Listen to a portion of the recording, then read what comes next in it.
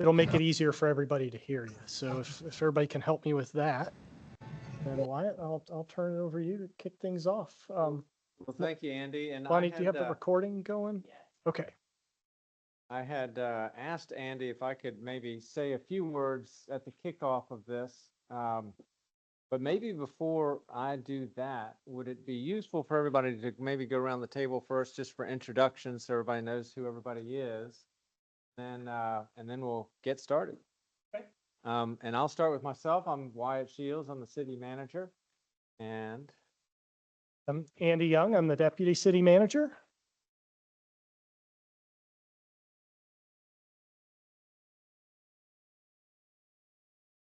I'm Melissa Ryman, Deputy Director of Finance. And I'm Jody Acosta. I'm the city treasurer. I'm Nikki Keller-Ratinos. I'm the Chief Deputy Treasurer. Fred Thompson. I am a citizen of Falls Church and here because of some of the people in the condo community asked if I would represent some of their views. Hi, everyone. Diane Bartley, and I own a townhouse in the Winter Hill community. I'm Gabriella Abruzzi, single family home of 30. So this task force is something that came out of I think a lot of history on questions of solid waste and how we pay for solid waste in the city. And those questions have come to the head in several different iterations in the past. When we've developed our solid waste master plans, the question of how we pay for this service has come up. And our task force that have worked on solid waste mass plans have articulated views that we should move towards a fee structure. And so that's one way that this discussion has happened in the past.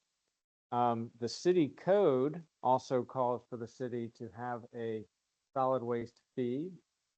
We, as our practice, have been paying for solid waste as embedded in the tax rate, even though the city code does call for it to be a separate fee. And these issues have kind of come to the head, maybe through the latest update of the solid waste master plan in 2024, where community members said, we've been speaking on this issue for a long time, and we would like the city council to take this on. And the city council did take it on, and they articulated in their 2-year strategic priorities that they would like to take a look at solid waste fees, consider possibly making some changes to how we pay for this service. And then it came up again. We had some work sessions, and the council looked at some of the numbers and said, we're going to maybe pause on this. Then we presented the budget in March. Community members spoke up on this topic again, and the city council said, we'd like to take this on, and we'd like to try to address it in the budget. And city staff said that this is a complex topic. We can't really do it in a hurry, like in the month and a half that you have for budget. Could we have some additional time? And that's the genesis of a kind of an expedited review of these questions of how we pay for solid waste services, and can we make some changes to the service that are also embraced in our solid waste master plan or management plan, such as having a third bin for organics to help meet some of our public policy goals, which ultimately is to lower our waste stream that goes to the waste energy plant. So the city council's direction to me is to study this with staff and with community members and provide recommendations in August. And Andy's going to kind of walk us through the slides that were sent out ahead of this meeting. We'll sort of start to tee up some of these questions. What I think the vision is that this is a collaboration with community members and staff. And I think in future meetings, we ought to sit all mixed up together. I think the way that in terms of roles and responsibilities, in a nutshell, what I'm envisioning is that staff are going to do the work and the community members are going to evaluate it, assess it, and provide feedback on it. Does this fly? Does this make sense? Have you thought about this from a homeowner's perspective? And I think through that interaction, then that will allow us to present recommendations to the city council that are going to be technically feasible, that the treasurer can actually execute on, that meet policy goals that Lonnie's been working on for years, that we've communicated well to the community, and that makes sense from a resident perspective, or at least there may not be consensus on this group. There might, at the end of the day, still be disagreement. But at any rate, the issues have been fleshed out and thought through. And then we'll give these recommendations on August 4th to the city council. And I think we all need to be prepared for the city council then can do whatever they want with it. They may do nothing. They may follow the exact recommendation that we offer, or they may tweak it. And so that's the way I think we're envisioning that this is going to work. I'm planning to step away and let you all do your work. And then I want to sort of stay informed as to kind of the directions that you are going in. But I'm hoping that like in July, we'll be talking together and getting ready to present this, your best thinking on this to the city council in August. And I'll get plugged back in when we get closer to that. Before I step away then, are any questions for me or suggestions for me as we go?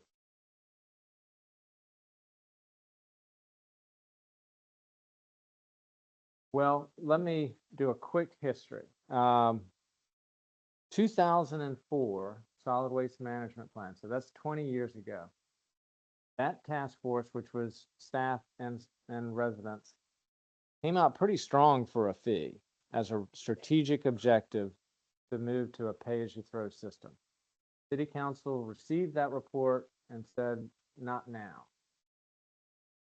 It came up again in the 2020. Oh, that's right. In 2010, when we outsourced to ADS, we did a lot of work on moving to a pay-as-you-throw system.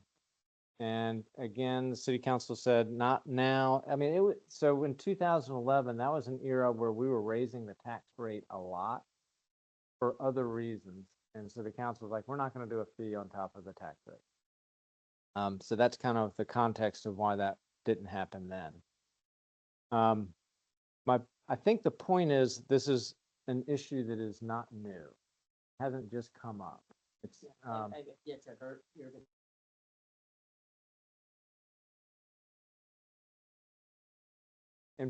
and maybe one other perspective on it. I think usually it has come up, though. There's two big policy dimensions to it. One is trying to have a price alignment with public policy goals, which is to encourage reuse, recycle, and the last is, there you go. That's the public policy goal that I think should be at the front and center of everything.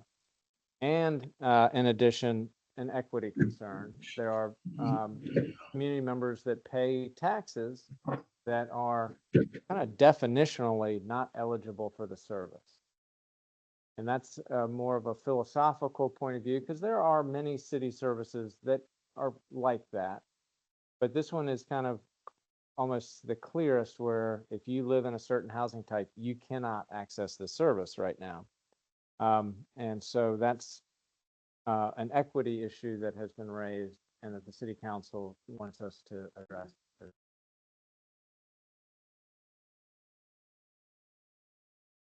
Yeah.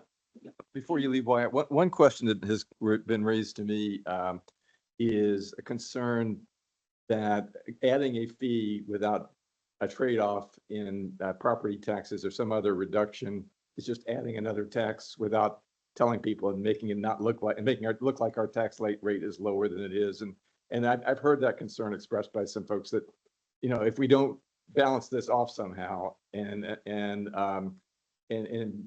reduce taxes or make some concessions at the same time we're raising a fee, we're just de facto raising taxes. And so I just want to raise that's a concern that I think I share, that I'd like to make sure that whatever we recommend does have some component that, you know, reduces taxes if it raises fees. Thank you for raising that. And I should have mentioned that at the beginning, because that is in the council's mindset. They're expecting that there will be a fee recommendation and a tax rate reduction that accompanies that. And they will not offset, you know, for your median homeowner is not going to be a dollar for dollar thing. That's just the way the math works. So what the council's thought process is right now is they're going to receive these recommendations for a fee and a reduction in the tax rate in August.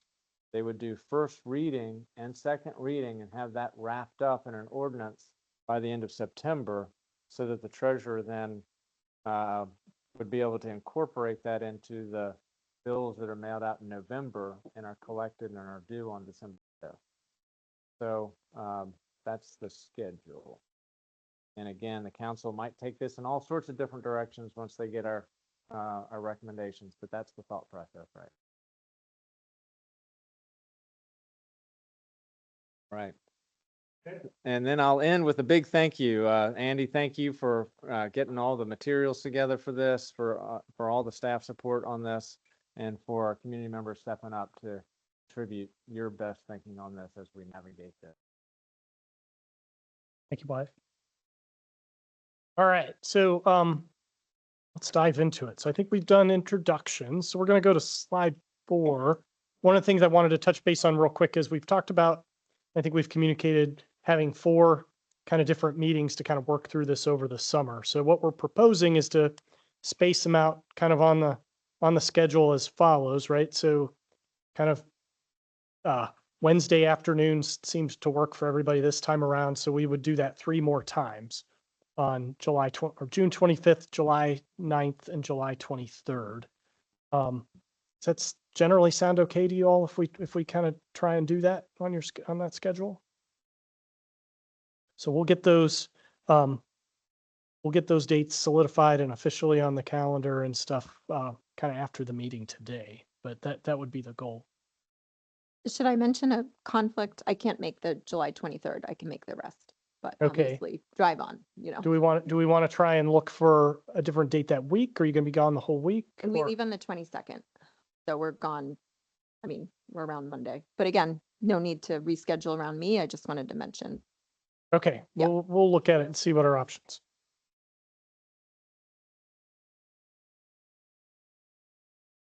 I'll be on vacation and I'm Don't want to be on the task force while you're on vacation? with the greatest of affection.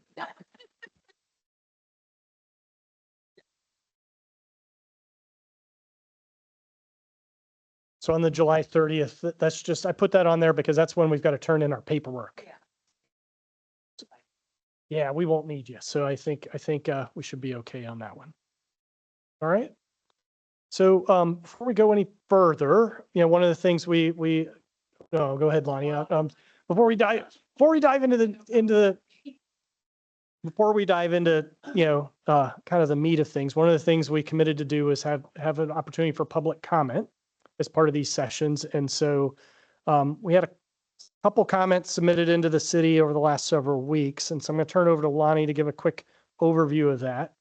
And then we'll open it up to anybody else that's here or online that may want to make a few comments before we continue. All right. So I will read the comments that came in online, and then if the public wants to speak, we will have a 3-minute limit, if you will. And then I'll hold up a finger when we get to like the minute mark, just to kind of, you know, let you know how much time you have left. And then that's what we will do. Is everyone okay with that? Good. Okay. So the first comment we received from a Mr. Leonard Wang, no address was given, but he is against the idea of putting the burden on single family owners to pay for solid waste collection. The second comment we received was from a Mr. Chris Just at 814 Park. He is also against the idea of putting this on single family homeowners to pay for solid waste collection. And our third and final comment is Mr. John Mayer at 526 Greenwich Street. And he commented that he wants to see the elimination of yellow stickers and the fee for yellow stickers eliminated completely. Do we have anyone in the public that wants to make a comment? No? All right, thank you. Oh, Okay. sorry. Is there anyone online? My apologies. This mouse is so hard. Anyone online wish to make a comment? Looks like we're okay. Thank you. All right. And so we've got the kind of full content of those comments that we'll share with you all. I think Lonnie was just trying to hit the highlights of what these folks kind of shared with us. So I think next we're going to just touch on real quick, just an overview of recap of kind of what the solid waste program in the city looks like. Yes. So the solid waste overview, we provide weekly trash collection for about 3,000 homes, we'll say. Curbside composting is available for an additional fee, and it is an opt-in. Bulk collection is available. It is a paid for service, a prepaid for service rather, and available upon request. Certain items are not collected, construction material, things in that nature. We also collect from city buildings, library, Aurora House, things in that. City street cans, parks, things, and anything solid waste related from city facilities. We also oversee the recycling center at 217 Gordon Road. And then we also provide the annual recycling extravaganza, and then the 2 annual fall and spring cleanups. So this is a quick overview of our residential program details. We, again, have about 3,000 customers that receive curbside services. 2,600 have a 65-gallon trash cart. 320 have about the 35-gallon cart. As a member of Winter Hill, I'm sure you see the orange sticker system only applies to townhome residents. So if you have a 35-gallon cart or a no cart for your trash only, then you are eligible for a orange sticker program.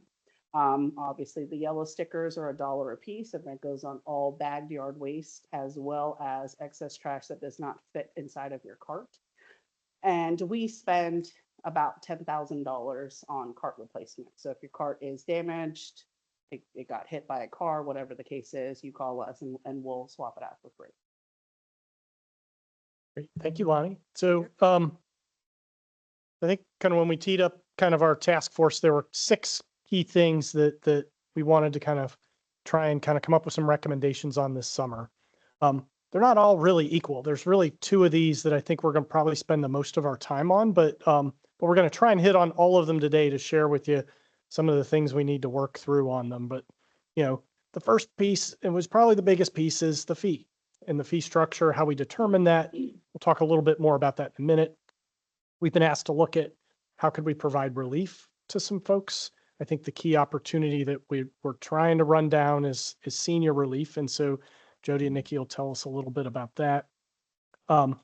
Implementing a kind of compost kind of across all of our users is the third piece, and probably the other big piece for us to kind of talk about in this task force.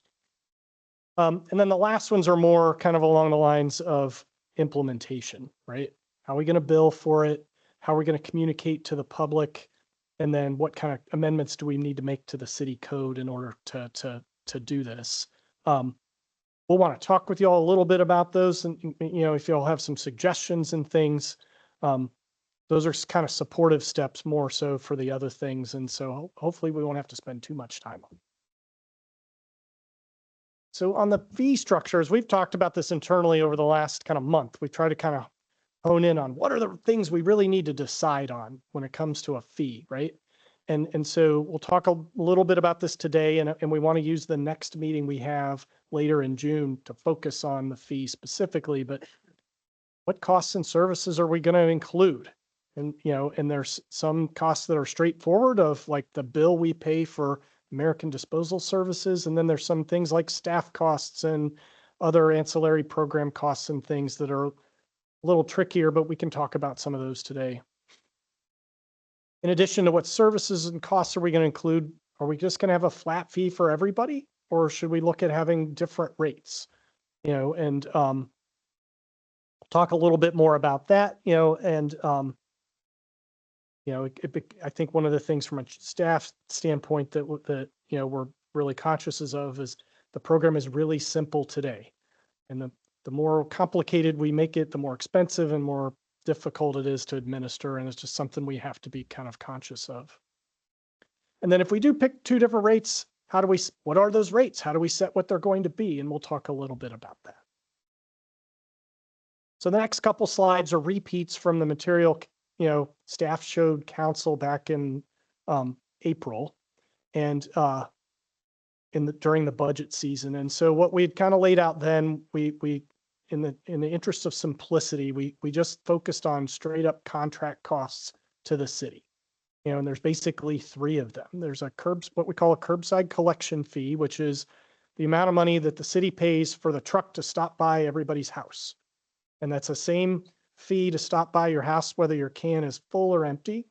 It's just a per stop fee that we pay the hauler. Second cost is the tipping fees. And so that's the amount of money we pay when what they pick up is disposed of at either the incineration facility or the recycling center. And then the last one is the city pays a subsidy to compost crew who it provides the opt-in compost system that the city has today. So residents that, you know, are using the service pay something themselves, and then the city provides a subsidy to make it more affordable. So it's just shy of $1 million. Yeah, please. So a question on this. So does this include the $10,000 cart replacement, annual cart replacement? Is that rolled in as a part of this, or should we consider that on top of this? We should consider it, and it is not. We just went with super simple, kind of a super simple, Okay. you know, things here. And so we'll talk on the next slide about some of the other things I think we ought to talk about. Okay. Okay. So we would add, so the number that we're looking at that we're trying to get to is 960, really, because it's plus that 10K Well, and let me, potentially some other things. Okay. Yeah, I'm not surprised. And my other question is, you mentioned up front about collections from, you know, city streets and parks and, you know, that sort of thing. So that's separate and we're not considering that. Okay, great. Thank you. yep. So this is another slide from back in the spring, and it's, you know, if we were just going off of a, you know, $950,000 program cost, this is kind of representative kind of how it would impact different property owners in the city. So, you know, $550,000 home all the way up to a $2.5 million home. That's the net effect that folks would reasonably see. The $1.15 million number in the middle is the median home value in the city. So that's the average homeowner in the city would see a $173 tax reduction. They'd be paying the $310 fee. So the net effect on them would be $138. Right? I made a comment on this in my notes to you, and I think this is an area where a little more information would be very helpful, because we're not looking at the 15,000 residents of the city. We're looking at 3,000 customers that get this service, and how do they score up against these costs? I would think they disproportionately are in single family homes that are disproportionately more expensive than $550,000, which you show. And I know that when the council discussed this, there was a lot of concern about disparate impact, that people with the lower value properties get the biggest bump if you do a flat fee this way. And I think it would be useful to know how many people are actually in that category that get this service today. It would help us frame whether we might want to find an adjustment that would help those people, and how expensive it might be versus maybe most people aren't in that category. Maybe they have more expensive homes. So I'd just say that this is an area where it'd be really nice to know how those 3,000 customers stack up against those house values. Yep, I think that's a great suggestion, and we'll work on bringing that back at the fee discussion that we have at our second meeting. Okay. All right. So Diane, back to your kind of like what else is included. So like I said, back in the spring, it was just like straight up what's as easiest for us to understand and include some other things that I think can come into play, right? So One of the services that folks have mentioned that, you know, some folks think we ought to include is leaf collection. And so leaf collection isn't an outsourced service. That's a service that we use city staff to provide. And so $200,000 is a rough estimate of what we think that costs the city on kind of labor costs for staff and, you know, other kind of miscellaneous costs. Can get tricky, right? Like, okay, I've got to buy a new piece of leaf equipment. Like, you know, how do we kind of, you know, handle those kinds of things? And, but kind of as a straight up kind of annual cost of roughly what we think it costs the city to do that leaf collection around the city, it's around $200,000.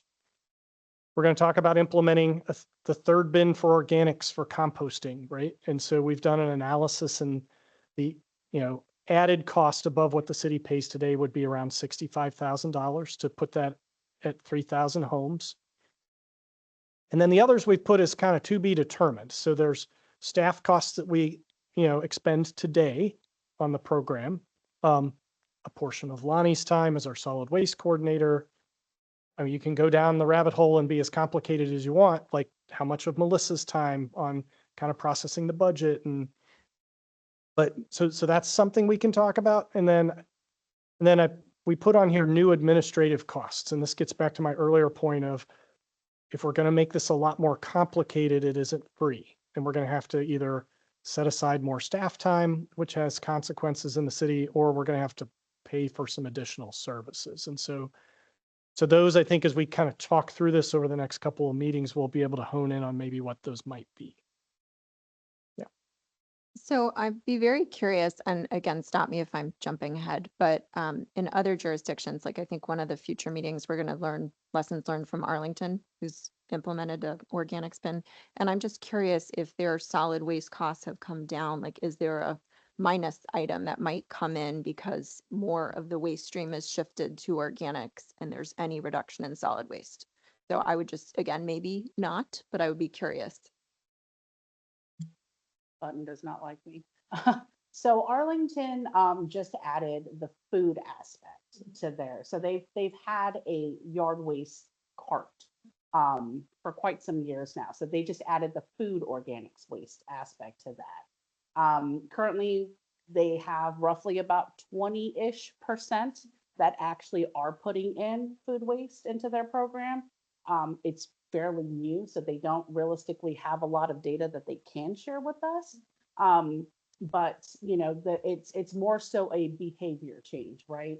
So when you have the yard waste container, everyone just, you know, it's going to take a little bit of time, but the program for adding the food waste is still relatively new. I think it's going to take them a good few years to actually start to see if there is going to be any type of decrease in their tonnages. And is there any other jurisdiction, just knowing that others around the country, and I don't mean to send us down a rabbit hole, but if this would have a meaningful impact even a couple years out, I think it would be helpful for our modeling purposes to know that. So I don't know if there are any other jurisdictions we might be able to look into. Currently, Arlington is the only one that accepts it in the one cart. There are localities that offer an opt-in type of model, kind of like what we did. So City of Alexandria. But composting is not a mandate, or excuse me, food waste, food organics is not a mandated stream that we have to take out. So, you know, we're doing it because, you know, it's listed in our solid waste management plan. You know, it can save us money. It's cheaper to compost than it is to take it to the waste to energy. So, I mean, there are more benefits of adding it. But yes, I mean, we can't compare it apples to apples, if you will. The theory is correct, though. I think, like, you know, that would be the whole point, right? Is to reduce that. And I know we looked at when we were coming up with the $65,000 a year net increase in cost, we did consider some of those things. So we'll go back and look at it and see if we can have some more to share next time we talk. So as it relates to the fee, I mean, we want to charge the people the fee that are getting the service. Is the service for this leaf collection, is it identical to the same 3,066 homes that get trashed? It is identical. So it might make sense to include a fee that covers both. It's the same universe of customers. Okay, thank you. As we've talked about leaf collection a little bit internally, right? Like, one of the things from a staff perspective for kind of taking care of the city overall that gets impacted by leaf collection is you kind of need to collect the leaves to keep them out of the stormwater system, which we all use, right? And so, and it's super important, right? And so, so it's a little less direct than maybe some of the other pieces. Everybody can have an opinion, but I mean, I think that's just one of the things that we've talked about. You know, there's other jurisdictions that have talked about, well, we're not going to pick up leaves anymore. And I think we're kind of like, there's some downsides to that. And so that's an element of this that, you know, is worth thinking about a little bit. The last thing on here is, you know, I had, you know, we had the organic cart purchase. So, right now we've estimated to roll out 3,000 carts for people to have, you know, their yard waste and food waste to be able to go into would be $175,000. And so, whether the city council pays for that kind of at a just kind of savings or we kind of amortize that over a couple of years and kind of, you know, there's maybe some different ways for us to tackle that, but that's another cost out there that we're going to have to deal with. Gabby? So the well, maybe we're jumping too far ahead, but so the organic thing, some people already pay the $100 a month to have the organic waste picked up. Are you saying that you'd get rid of that and that it would come in a different form? Yes. Yeah. So I think we have 500-ish, you know,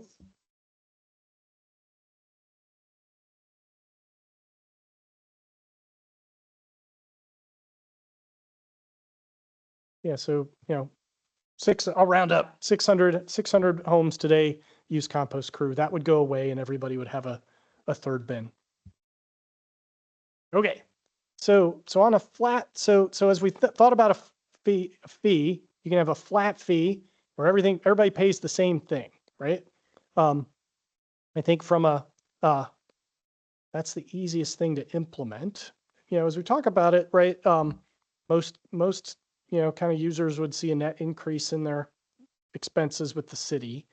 You know, you got large homes and small homes and, you know, how everybody views that from an equity perspective. But, you know, and then there's kind of, we're looking at ways to bill it, and we'll talk about that earlier or a little bit later. And we've talked about tax implications for homeowners. And I don't know, like Nikki or Jody, if you have anything that you would kind of share on that point.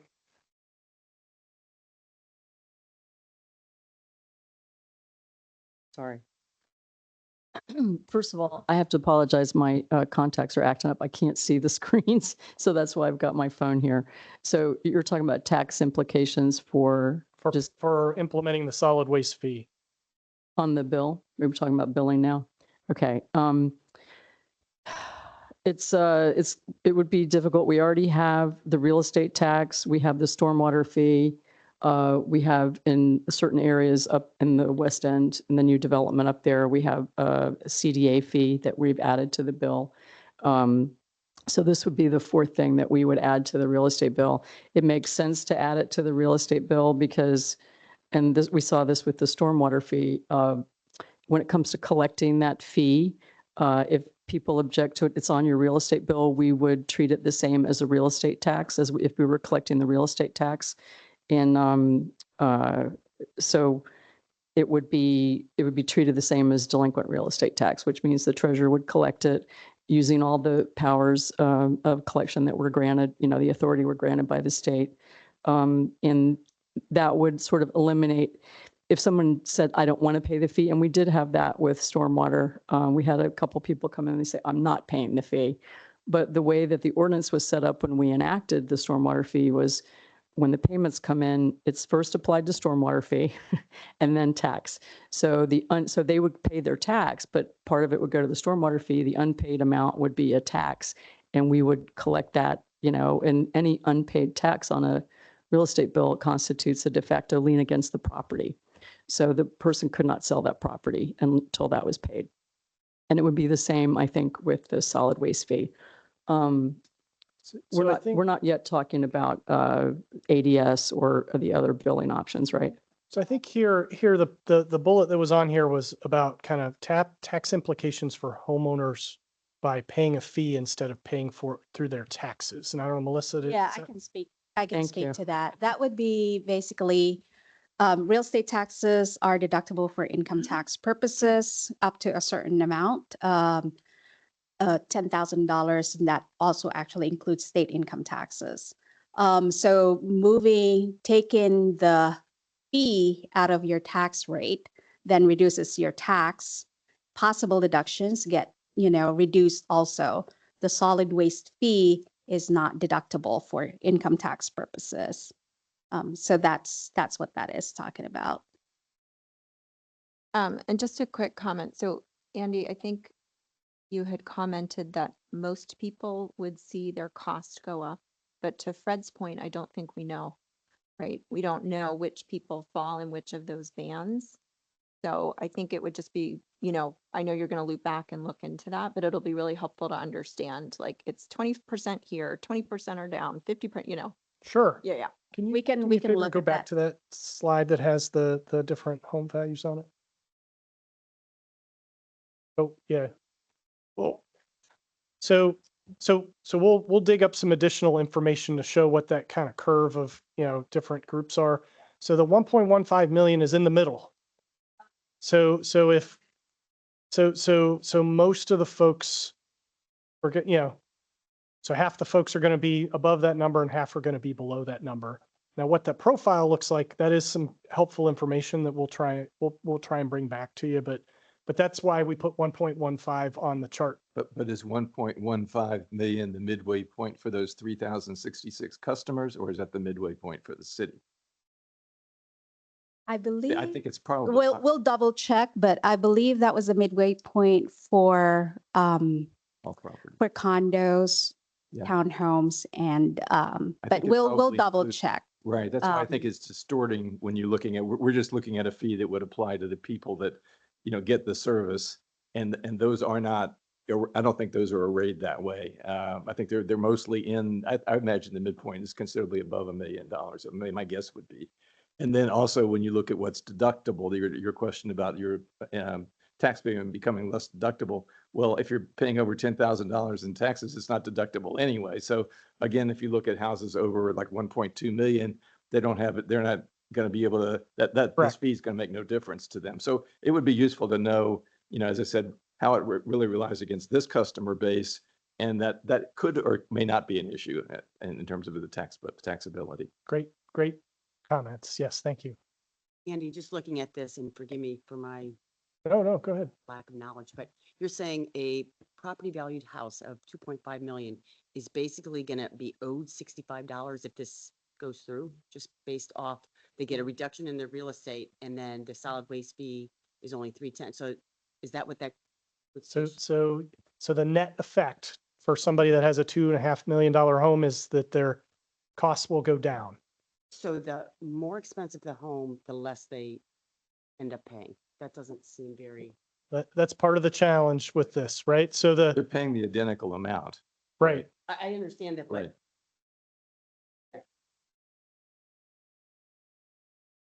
The amount of the fee, Right. which will give It's the them a nature net of effect. regressive. I mean, the real estate tax itself is regressive. That's the problem here. So this mirrors back the fact that the real estate tax is somewhat regressive. And I'm just so the looking at benefits someone who's aren't equal. property values, the lower income, the 550, they're paying the most. And that seems to me. Or they'll be impacted the most. Impacts Yes. the most. And that's, to me, but eventually, ultimately, they will be paying more.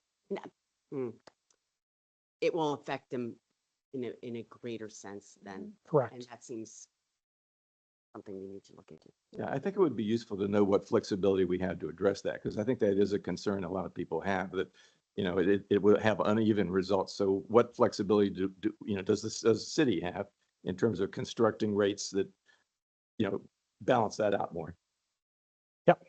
Okay. I think we're limited, but that's one of the things that we're going to run down and make sure we have a good answer for. So on the variable rate, kind of same idea as the flat fee, but basically, what we've talked about is have maybe two different size carts. And the people that use the smaller cart pay a little less, and the people that pay, have the regular size cart pay a little more. So that's an incentive to throw away less. It helps kind of, reduce the burden on smaller homes, back to that kind of cost profile we were looking at earlier. It's more complicated. Now we've got to build a database and track 3,066 properties and which bin they have. It's a set of kind of things city staff doesn't do today that we would have to add. There's some communication work and things that we would need to do to kind of roll that out so people understand it. And specifically when we get to talking about billing for this upcoming fiscal year, we're going to run out of time. So the council, the schedule that Wyatt kind of talked about earlier was we were going to try and kind of land the plane, and council, if they chose to do something, would do it in September. The bills go out in November, and Nikki and Jody and their team are finalizing bills in September. And so trying to kind of say, well, we'll pass this in September and then we'll go ask everybody what size bin they want. This isn't going to work, right? And so that's just something, it doesn't mean it isn't the right answer for us kind of going forward, but it's a time complexity we have with this one. I think when we get back next time to talk about the fee in more detail, one of them's like, how do we set that rate? What should the lower rate versus the higher rate be? One way we've looked at it is, and I talked about it earlier on some of those costs, the fixed cost of stop and buy somebody's property is the same. And then the variable cost is just the tipping fees. So you could kind of structure the two fees, that way. But we could also think about from a policy decision, you talk about the levers we have to kind of, impact folks. We could recommend that council, use a fee that incentivizes people to use the smaller cart, right? Just a general statement and, my perspective is the income incentives are not going to be huge here, right? At the size of one bin versus another, the cost of one bin. It's not like you're going to save $1,000, I don't think. And I think we need to be careful about trying to use this as an incentive program rather than just if you have a family of 6 and 2 babies in diapers, you're going to fill up a lot. It's not like your discretion to say, we're only going to fill up half a can instead of 2 cans, right? So I think we need to recognize what's controllable and what's not, and whether people really do have the option. And then the things we want to incentivize, to make people pay extra for something we want to incentivize, like the composting, actually tends to disincentivize it. So I think we need to think through, what the impact is if we add fees for things where people don't really have control over, or they decide not to participate because there's a new charge, when in fact we want them to participate. So I think I just think that needs to be really carefully thought through.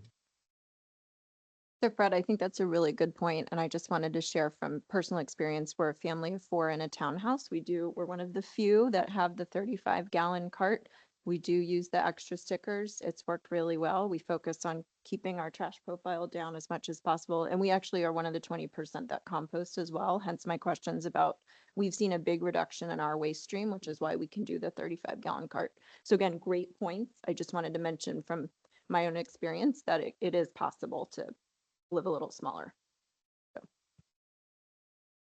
As well with what you said. And so a family of 6 who has diapers and whatnot, I think then they may have to look for other ways to reduce. I think it's going to be hard to enforce because some people are very conscious of trying to reuse, reduce, and recycle more than others. And if there's a fee involved, that may be the incentive for these people who are creating a ton of trash. And I see it on my neighborhood all the time, and it's a family of 4. And I mean, I'm just giving one example. I know there's lots of others. And I don't think we should penalize them for, because they have more diapers, but I do think there's got to be a way, an equitable way. And in the time frame we have, I don't think it's going to be really hard to do, but I think there's got to be incentive. And I love the idea of incentivizing to reduce the amount of waste. And I look for it all the time. I compost like you. I have 4 family members in my house, and we have 35. I don't have any extra space. And I yard waste, and I pay for that. But so I think there are ways. It's just you have to be conscious and you have to really make an effort. And I'm not sure a lot of people want to. And then the other thing is, and this is different from what they said. So we have this time frame of 6 weeks. What if we need more time? Like, is there no, why are we feeling, I mean, I'm feeling like, oh my gosh, how are we gonna, this is a lot of amazingly complicated information. How are we gonna decide that in 6 weeks to present to city council? And why does it have to be voted on in September? Can't we extend it? So I think what's driving the timeline is the desire to impact the FY26 tax bill. And so to do that, like we have to kind of figure this out and make the changes by September. So Jody and Nikki and their teams can send out the real estate tax bills in November to everybody. If it takes us longer to figure it out, if we miss this year and it becomes a next year thing. I think that is why council and why it kind of landed on this time frame, right? And so may or may not work, right? We may come back and say like, you know, we can have, but that's why we're on the timeline we're on. The same issue was true a year ago, so this could have impacted the FY25 tax bill. We could have, if we, so again, it just seems like this problem has been here for a while. I mean, 2002, 2010, or 2004, 2010. So now all of a sudden we've got 7 weeks to decide. It just seems like all of a sudden it's crunch time when I don't know. I mean, I totally understand your point, you know, and feel it in some ways. You know, I would say also, and then we'll let, you know, Diane and Fred talk, the sometimes having the clock on you to kind of roll up our sleeves and make some decisions is also useful, right? And so I think that's kind of what we've been challenged to do here. So just to get really I'm sorry. No, you go ahead, you go first. Just to get really tactical, could we go back and say we recommend for year one that it's just 310 for everybody, and then we recommend a more nuanced approach in future years? Because I would hate it for us to spend all this time to come up with a really thoughtful, nuanced approach and for that to get thrown away because you can't pull it off in 2 months. It's unreasonable, right? So I just want to put that out as an option, if that's possible. I think we're open to your all's input and like we Right. can talk about that kind of So I thing. think I agree. I mean, my perspective on this would be that we can recommend action now and we can improve this over time. There could be an implementation this year, maybe a flat fee, maybe without a lot of changes, and then there can be a recommendation for further activity. I'll give you a different perspective than the one that feels that we're rushed. When I first learned about this at the budget meeting, town hall in April, and there was a woman there from Park Towers who's been raising this issue of a fee for 38 years. Okay, she does not feel that this is being rushed. So I would just say that, you know, for 38 years, she's felt that they've been getting disparate service and they've been paying property taxes and everyone else's, and they were pretty much alone. There wasn't a whole lot of other development at that time. It had never been covered. So there are people in the community that feel this is a long-standing issue, not a recently issue. But I do think that we may not resolve all the issues here. I agree with you. And then I think that, you know, what we could look to is, here's our recommendation for the near term. And then here's, you know, there's some things that we see aren't going to get resolved as quickly as we want that need to be pushed out and over time. And many of those will only affect the people getting the service. They won't affect the general principle of you pay for the product that you get, you pay for the result you get. All right, thank you. Like helpful discussion. So what are other jurisdictions doing, right? So I think we have this slide back in April as well. You know, there are a number of other jurisdictions that are charging a fee. They range from around $400 up to Fairfax County somehow is charging $600. One of the things we'll try and bring back when we talk later this month is some additional homework on what makes up those fees for those other jurisdictions. So what things are included and not, and how they've thought about it. You know, I'll note like the jurisdictions that don't do this and have it in their tax base are all the smaller jurisdictions like us, right? Like there's a reason for that, right? City of Manassas has figured it out. So that's one of the ones that you know, the team's reaching out to get some additional information. And so, so yeah, so that's some homework we've done so far. Nikki? I also think it's important to understand the population and geographical size of these jurisdictions. So I've done some homework to share at the next meeting, and perhaps we can add that to the slide. Because City of Manassas, for example, has 42,571 people and they're 9.85 square miles. So we consider them a smaller locality, still much bigger than the city of Falls Church. That's helpful. Thank you.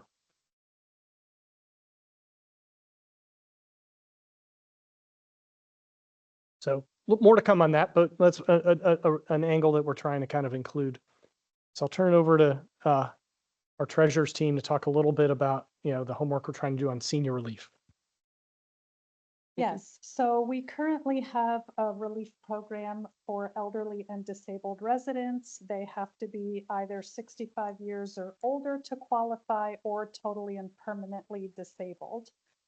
And then they have to meet income and asset criteria as well.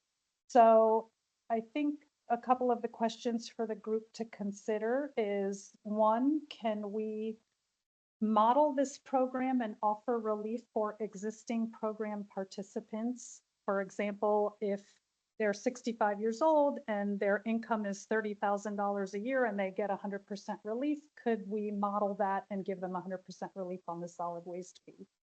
The question two would be, if they're neither 65 years or older or disabled, however, their assessed value is 200,000, and their income is 50,000, and they meet the income and asset criteria, could we extend relief to them outside of the elderly and disabled parameters of the current program? So we've opened a work order with the city attorney's office to explore what we're authorized and not authorized to do. But these are, to deal with the equity issue, this becomes an important part of the conversation. And I'm happy to answer any questions. Yeah, I have a couple of questions. One is, are those 44 people out of the 3,000? Are they all in the current waste pickup system today? Yeah. Yes, okay. And are they those tax relief numbers, those are the current tax relief numbers that apply to those people? Yeah. Okay, and so the question is, and how about like stormwater and other, does the same sort of principle apply to these other fees that are associated, that are charged to these people? Do they get, does those discounted as well? That's it. Stormwater fees, everyone. Or the pays EDA storm- fee or whatever other fees that the treasurer is mentioning, they're not exempted from those or reduced to those. So this would be the only other fee that they would be reduced from. Depending on the outcome of the decision, yeah. Thank you. Yeah, I don't feel we make a decision. I mean, you can, my perception is we make recommendations and Right. present ideas. The council makes the decision, right? Yeah. Thanks. Do we have any idea? So the current participation is 44 households. If we expand that, if I understand correctly, to folks who meet the income and asset limit but aren't a part of this current program, do we have any idea what that number is? We don't. Okay, and there's not a good way of estimating. We could check with our Department of Human Services to see if they Okay. have some information. Some of them probably are getting some relief from Mhm. the city for emergency financial assistance. We'll just have to check with them. It would be great even if we had just something to put in the model, just to How much that understand would better be, what the some implications ideas. are. Yeah, thank you. I think the other part of the question too is who would be paying for the relief? Will it be the general fund, from our tax rates? Or would it be the same participants in the solid waste? So that's just, I think, we'll explore whether we can expand it and do some other things. My sense is from the discussions we had thus far is there's limit. We're limited in what we can really do here. It's only 44 households out of 3,000. It's not a lot, right? So let's keep going. Lonnie, you want to talk composting?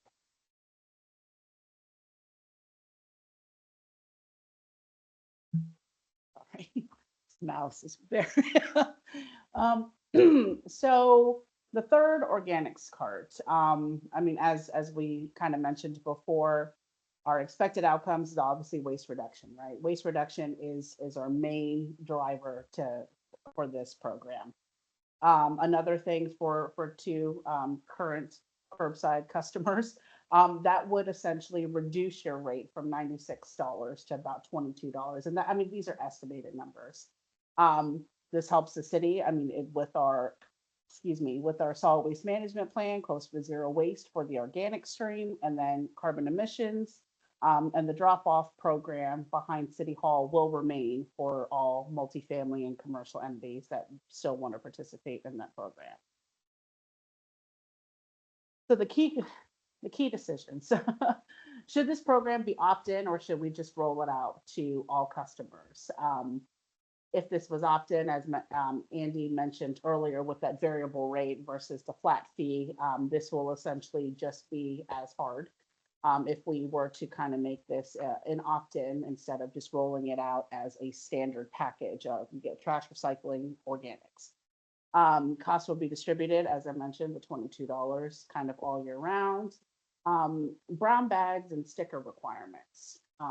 Again, I've been with the city a little over 10 years, and as long as I've been here, we've always been a community of think before you throw.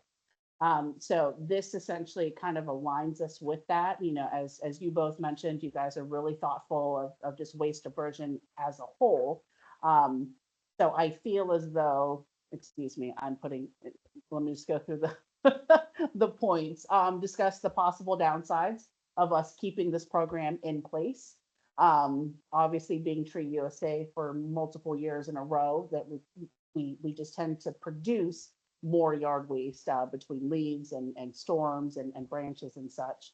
And we are also looking into, with Whole Foods Brown's hardware closing. We have both, I've reached out personally to both Harris Teeter and Whole Foods to sell the stickers. And then I'm also looking into kind of providing that one-stop shop for when you come to the treasurer's office for the stickers. You can also purchase the Brown craft bags as well as if you were to go to Brown's. Cart sizes.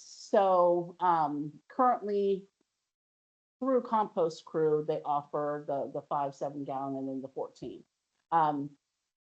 So we were thinking of, you know, providing something kind of in the middle for townhome users. So 13 gallon, 35 and 65. The issues with offering the 13 gallon is that it is a harder plastic of material. So once you start tipping a few good times, and depending on how much weight is in there, the handle can break, the cart will crack, etc. And depending on how much weight is in there, there's no lift bar. So the crews would physically have to manually kind of offset that.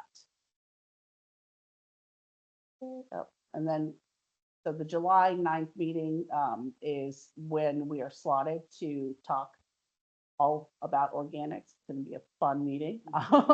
So we will have a meet and greet with American Disposal to kind of talk through like logistics and Arlington County. So Jordan is with American, Adam is with Arlington County. Arlington County will essentially be able to, you know, provide what programs they pay for, the overview, lessons learned. If they could go back and change one thing, what could it be kind of situation. With American Disposal, they're going to talk about what carts they would recommend, as I mentioned, the issues with the 13 gallon, and what can go into these carts. Now that this is a full organics cart, are they willing to accept leaves and grass clippings inside of the cart? Currently, that all has to be bagged and tagged. And what can't go, you know? So those are all of those things. And then we'll have a Q&A. I'd imagine both of their presentations won't last very long, and then the majority of the questions will come from the Q&A. Any questions on organics? I have a general question. It sounds like what I glanced through I haven't read the waste management plan, but I glanced through it. It seems like there are already some efforts from the city trying to deal with restaurants and commercial businesses. Is that true, to try to get their organic waste, you know, into these systems? So when organics kind of took off back in 2016, We did add in a few, what's the word I'm looking for? Where like we would essentially subsidize that cost for them, not the full cost. So from my understanding, I wasn't in this position in 2016, but from my understanding, there wasn't many participants that were interested in that. So then they kind of shifted to kind of go towards the schools. And that worked, but it was a program that could not continue to work. There's a lot of education that, especially when you're dealing with young children, because they did it at Mount Daniel. It's somebody physically has to stand there to tell them what goes in, what doesn't. You know, again, it's a behavior change. If you go up there once, you know, you might get it right the second time, you might not. You know, it takes time. So as it stands right now, there are only 2 businesses that participate on their own. They pay out of their own pocket. And that's Lazy Mike's and I believe also Clarendon Dawn's. So both the owners, yep, same people. Yep, they have, I mean, they're fantastic. They were the first ones to start offering compostable takeout containers. So they're very eco-friendly, but as it stands, this program allows commercial entities to come and drop off in our drop-off program. But as it stands right now, if we were to shift the money that we're currently paying, the 77 with the additional estimated 65, that would go back into this program, offering it to the current curbside customers. Now, that doesn't say that we can't look at other avenues and whether it comes out of the general fund or anything like that. That just essentially is our thought process on how to implement this aspect.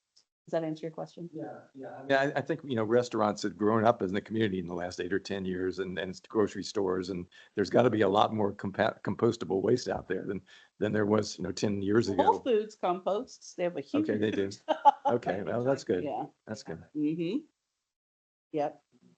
Yeah, but that would be something that, you know, we talk about I don't think that is fee related or necessarily, but I think it's something that where the city could make a difference. Sure. It seems like. I'm not familiar with the city's drop-off program, so for multifamily and commercial, they can drop off themselves in the bins out back. Too. And Yeah. do they pay a No. fee? It's a free service. It is Anyone not can do it. Correct, and it is not included into that 77. Okay, okay, Yep. thank you. I did Mhm. not know that. So Nikki, just so you know, like glass bottles are no longer recyclable. So you have to take them. A lot of people still just, in fact, when I came here today, I saw somebody dump the recycles in and it was tons of glass bottles. So it still happens. But yes, you can, it's just an extra step. And I know there's 2 kids who started a little program with that. They'll go and pick up the glass. And I think you do cardboard boxes there as well. And yeah, and then Scrap metal. yes, scrap metal. Yeah, so there's a variety, but you have to do it yourself, and not a lot of people want to do that.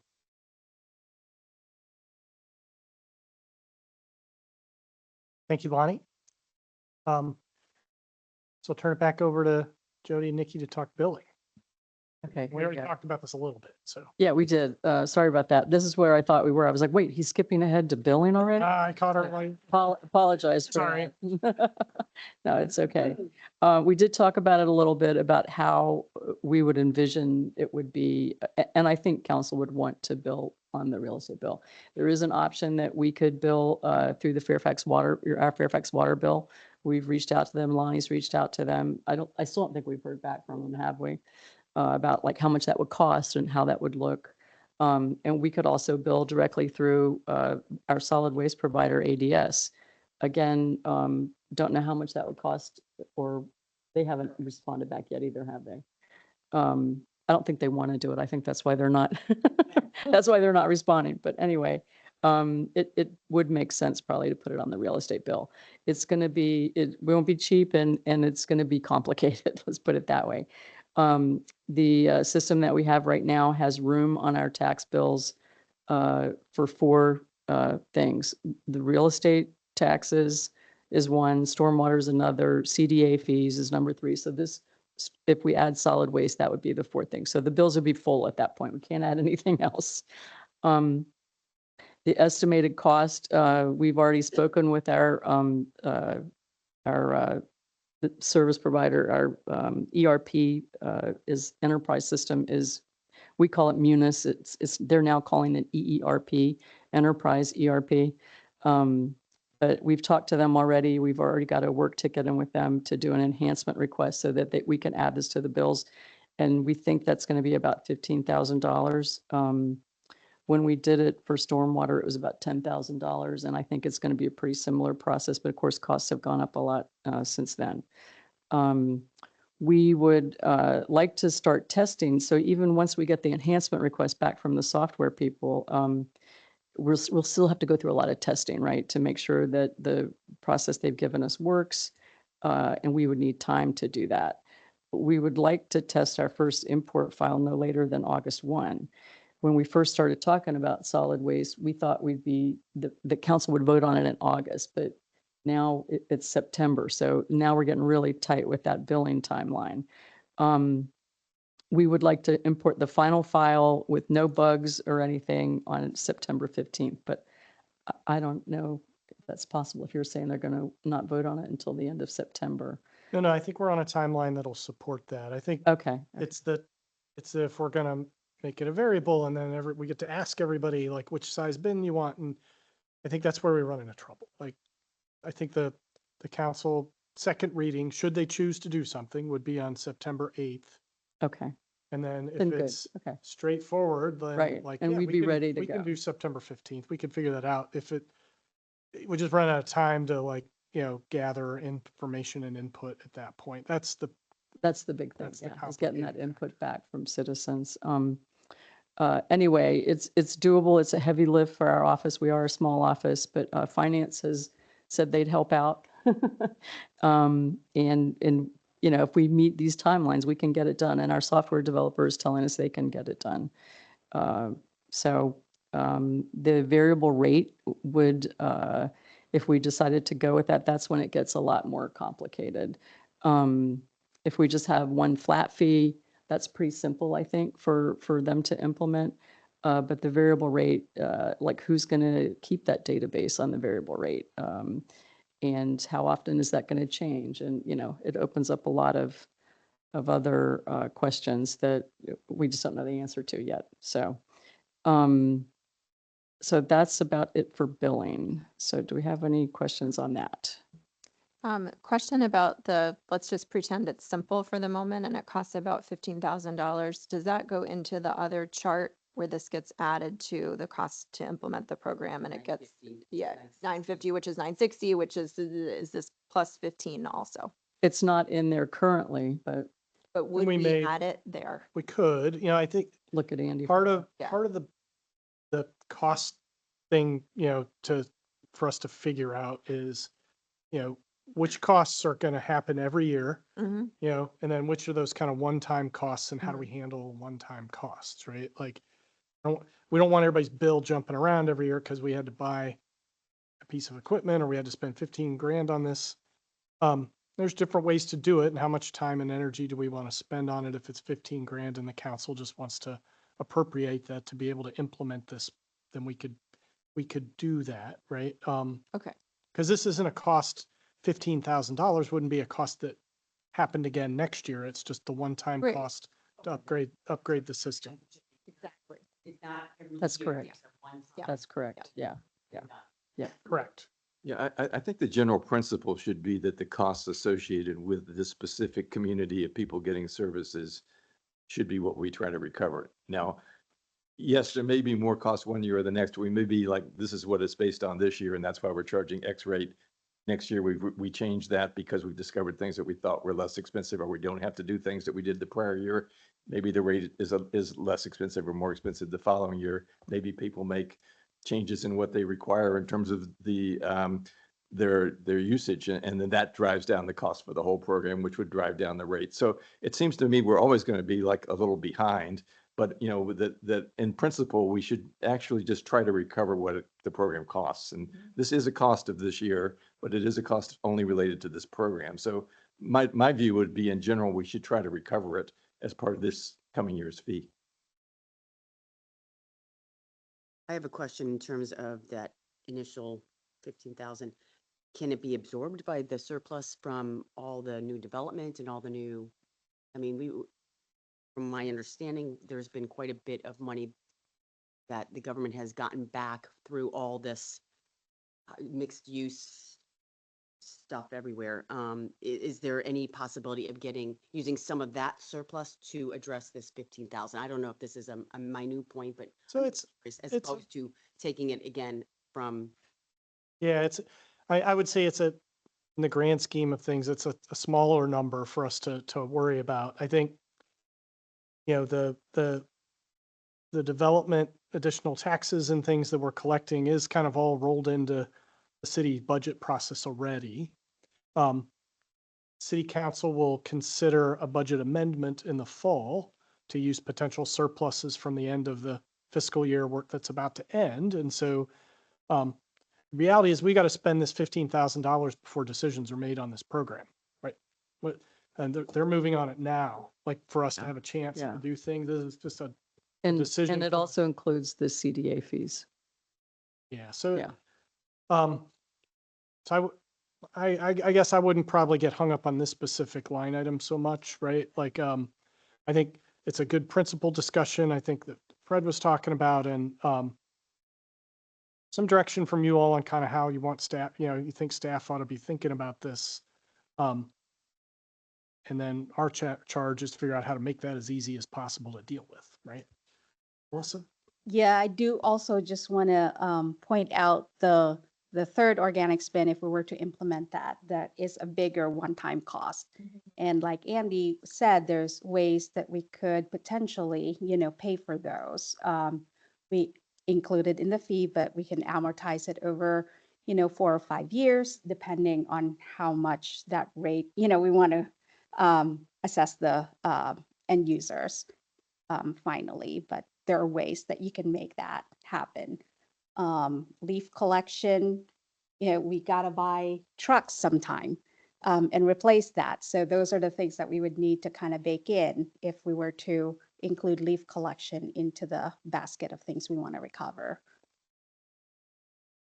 I just like to note, since we're on the general topic of how do we handle billing, I agree with the comment that the real estate bill is the best way to do this. I don't think we'd have the same collection authority if we use the others. I think we are involving third parties that may not want to participate or might charge extra fees. It may not end up being cheaper. It may be, we have the data in our real estate records about, what these houses are and what they are valued at. It just seems to me that I won't say no brainer, but it does seem to me that that's the most intelligent way to approach this, is just to proceed on the basis that the real estate tax bill is the best Yeah. way. I would agree, and especially for the collection purposes. Is now an appropriate time to give a comment on leaf collection and including that in the fee, or should I save that for later? Please go ahead. Okay. Yeah. So I've been thinking about it, as you're talking about the principles of this, and I think there are two sort of competing principles. And one is, if you generate a lot of leaves, you should pay for your leaves to be removed. And then the other, Andy, that I think you brought up is leaves get into the stormwater system and that affects everybody, right? So I think the hesitation that I have is if we take that $200,000, I believe, line item that would be to include leaf collection, and we only apply it to the 3,000, that actually violates the principle of everyone in the city is benefiting from this, right? Like if we're trying to preserve our stormwater system, then condos shouldn't be exempt from paying for that. So you wouldn't want to just apply the $200,000 just to homeowners, single family homeowners and townhouse homeowners. So I have a concern with that. Thank you. Thanks for sharing. Man, we're doing great on time. Appreciate everybody's kind of work. We're working through things well. So I'm going to turn it over to Maggie to talk a little about communications. Yes, hi, very nice to be here. You guys got it. So this is an overview of our communications plan to highlight really the work of this task force. We did officially launch the task force at the end of May. There was a news release. We have a website page. It was in our newsletter. We even have a nice little brand, like a task force logo that I would be happy. It's on the webpage, and I can share that with you all too, just to give this task force a bit of an identity. So we did that at the end of May. Now through August, we're really going to work to keep the public informed and engaged about the process and what's being discussed here. And we're going to do that across all our mediums again, including the website, social media, our weekly focus on Falls Church newsletter. That's a great place, a source of information that people turn to, and we'll include the work of this task force in that as well. Come August, we'll really focus on sharing the outcomes, what was decided, and how the changes will really impact the community. Again, utilizing all our mediums, all our channels. We'll also do a postcard campaign, share things at like farmers market. We'll really kind of use all our channels to get the word out about the outcomes of this task force. And then after August, I think it's really just ongoing communications about the outcomes and why the solid waste, how this ties into the greater picture of like equity and fiscal responsibility and sustainability, and really telling that story. So as we go forward, if you all have any suggestions about kind of ways we can communicate that we're not doing or whatever, just let us know. But I think we've got a pretty good, robust plan to share, at least try and connect with folks on what we're working. I think we just need to encourage people to, to come to you, to us, to whatever, to raise the questions and concerns. You read about 3 letters. I know there were lots of letters. I submitted one on behalf of, 9 condos and 1,000 people during the discussions at the budget. And there probably were lots of others that we didn't see or didn't know. They weren't necessarily printed as part of the record there, that there are others that'd be interested in hearing other perspectives and ideas. I think there's the challenge of people saying, well, why do I have to pay for something I've always gotten for free? That's number one. And the other side is, why have I had to pay for 38 years for something I've never gotten? So, it's somehow to tell the whole story robustly enough so people understand that this isn't a free service everywhere. It has been here, but it hasn't been everywhere, and mostly isn't. And at the same time that we're trying to find an equitable approach to this that brings things to the community. One of the things I mentioned in my note, summary was, if there's good stuff we can add, like making composting easier and cheaper for people rather than charging them a fee to do the right thing, that can be done as part of this, that where we aren't just raising costs, but we're also raising capabilities at the same time we do. I think that would help it sell as well. And I was just going to make a tactical suggestion, which is, let's also consider reaching out through HOAs and condo associations. It's a great way to get information out. Oh, go ahead. And also in mailboxes, because I think there are a lot of people who don't use the social media. I mean, if my mom lived here, she can't even use a cell phone other than if I call her and she can pick up. So, I mean, I'm just saying that the older people might not be as savvy to some of this. So I think having as much, paper or in person is going to be helpful for everybody. Thank you all. I was going to make a suggestion. We have those sandwich boards out front for the tax due date and have the QR code on it. People love that. Okay. Yeah. Younger people. I was like, wait a minute. Loved it. And Yeah. if we had that, we could post them at City Hall or in parks or something, and, just have the QR code with a link to tell about what the program is or what we're looking at or what have you. So we've talked about, postcards, right? We did a postcard, maybe y'all.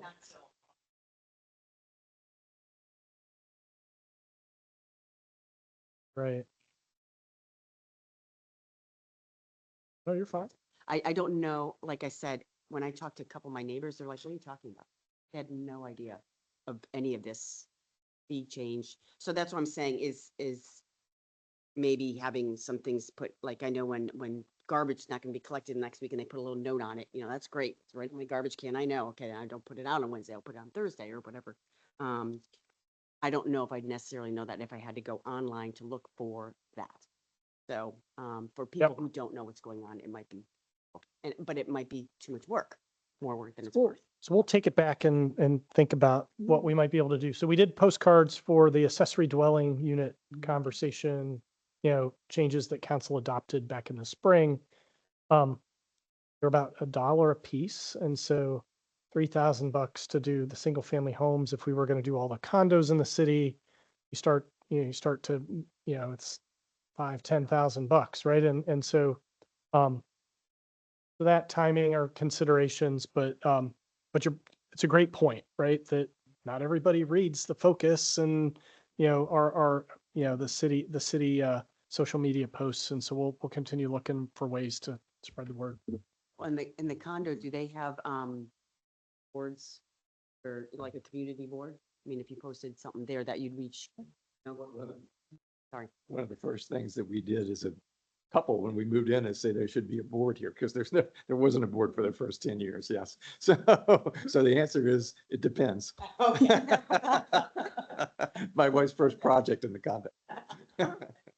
But I would agree with getting the word out sooner and let people know that we're looking at it because so many people don't have any idea. And we do have a short timeline, right? It is over the summer when people are on vacation. And my worst nightmare is they get their bill and that's the first they've heard of it. And who are they going to call?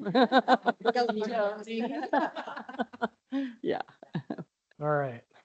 Thank you for that. All right. So the last piece, and we don't need to spend a lot of time on it, in case you're curious and want to read some of the city code, we put in a couple of the key references. And so part of the staff work here is everything we kind of talk about and recommend to council. We've got to map out of the changes that they would need to make to city code to implement it, if any. I think Wyatt talked earlier, implementing a fee is actually already in the code. So that's one of the wrinkles of this. So we'll be working on that. And then finally, I included some reference links in the deck. So if you're curious about the previous city council discussions, the meetings that are listed there, if you click on that, it'll take you to that meeting and the specific part of the meeting where we had that discussion, along with some materials from those meetings, the solid waste management plan, as well as Wyatt's kind of memo to council kicking off this whole task force. So if y'all have any questions about any of those, want to talk about them, please reach out. We're happy to share additional information.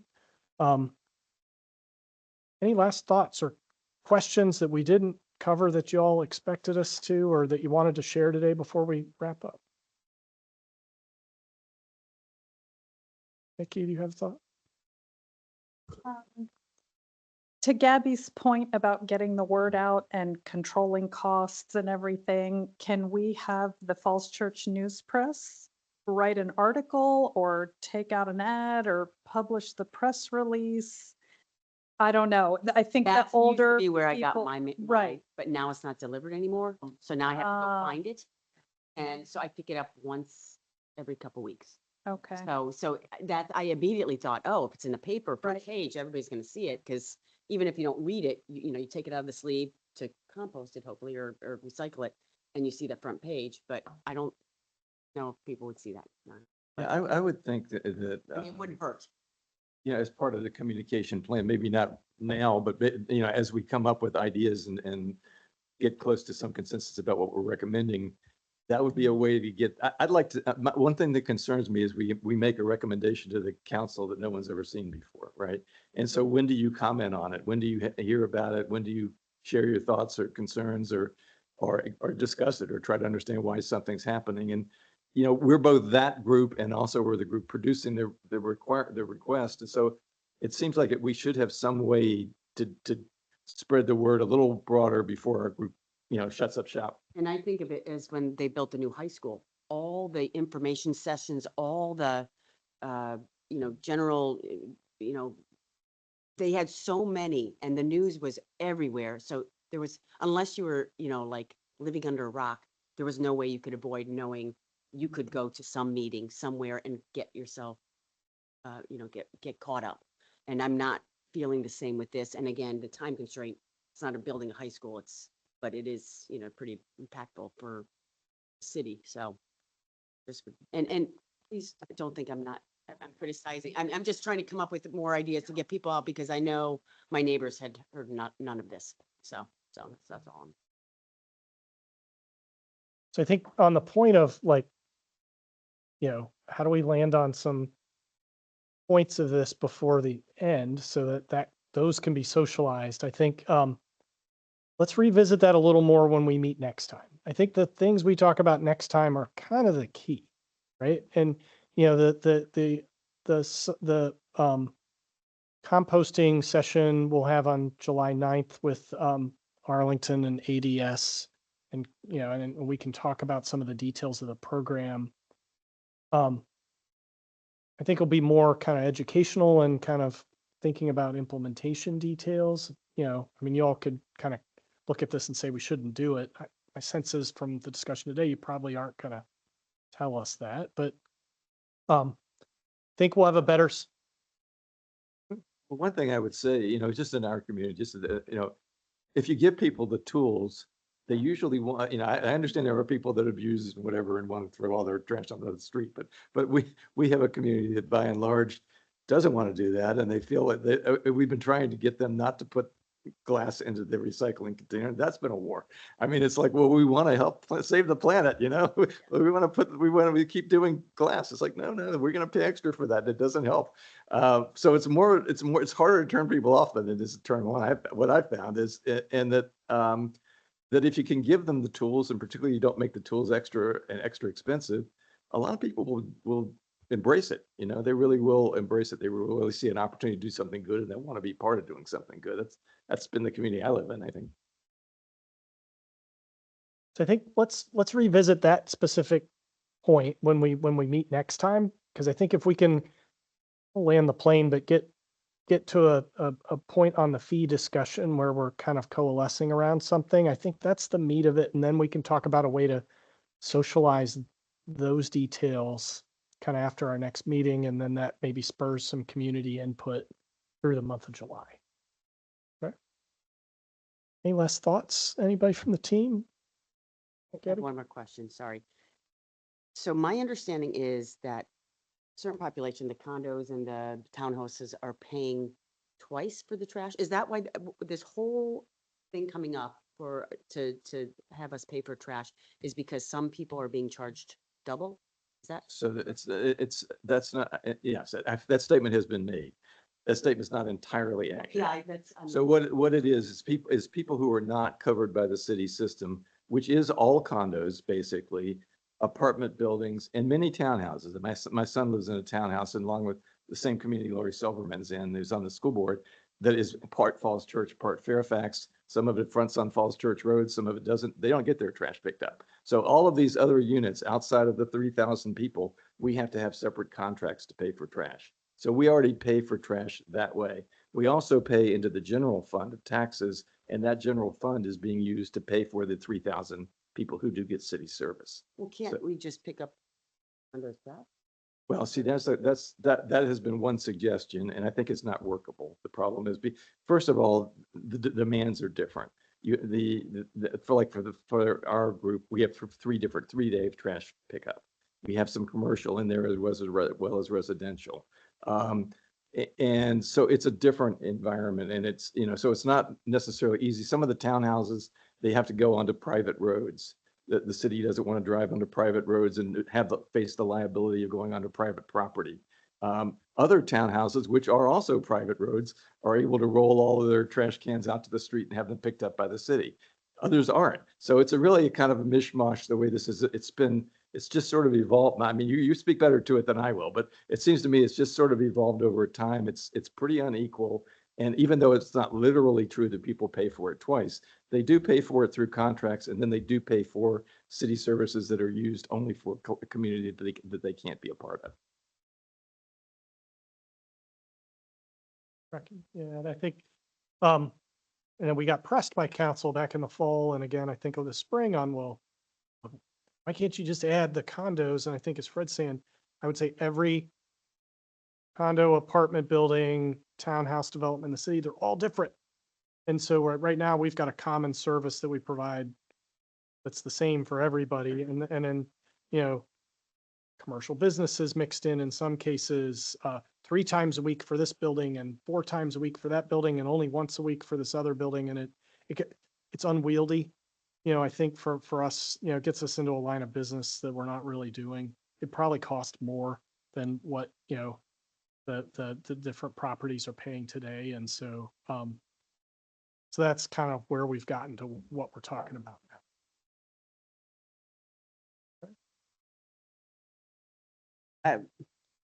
I just wanted to point out, so for some of the HOAs, so Cherrywood, for example, the one over there off of Hellwood, their site plan specifically says that the city of Falls Church side, they will hire and pay for their own hauler.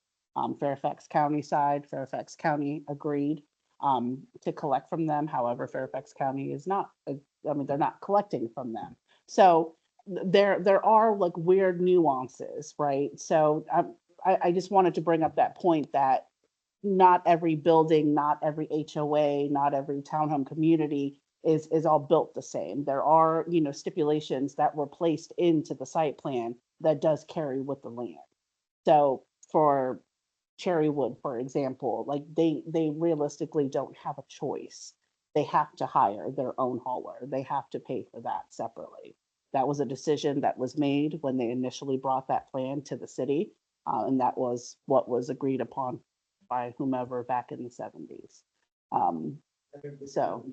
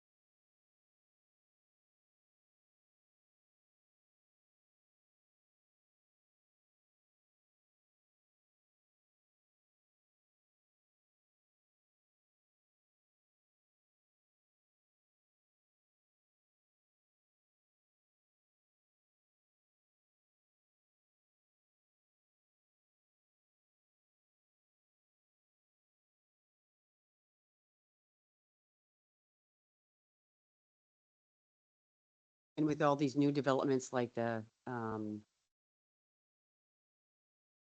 the Taco Bell there, the Founder's Row, are they being, or is their trash pickup normal? I mean, is it the HOA? They're not serviced by the city, and the new Madison Homes projects, they're not going to be serviced by the city.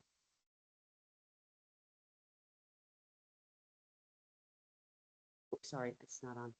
Oh, you're fine. Why wouldn't we put it into the, if it's a new development, why wouldn't it have been put into the city to be collected by the city for?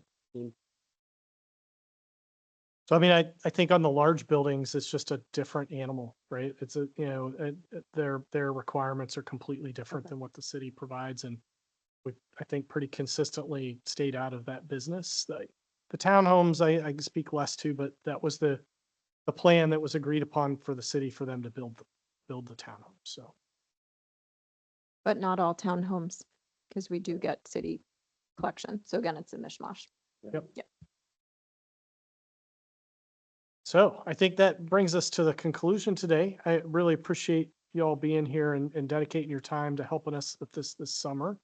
If you have any questions in the meantime or whatever, please reach out. We'll get invites out for the other meetings so you can get them on your calendar. We'll take a look at that last week and see if we can move it around to something that might work better for everybody. So we can kind of squeeze in one last discussion before everybody goes on their vacations. So, yeah. And so I think we're adjourned. Thank you very much. Thank you, and thanks to Yeah. the staff as well. Thank you. Thank you, team, for all your help.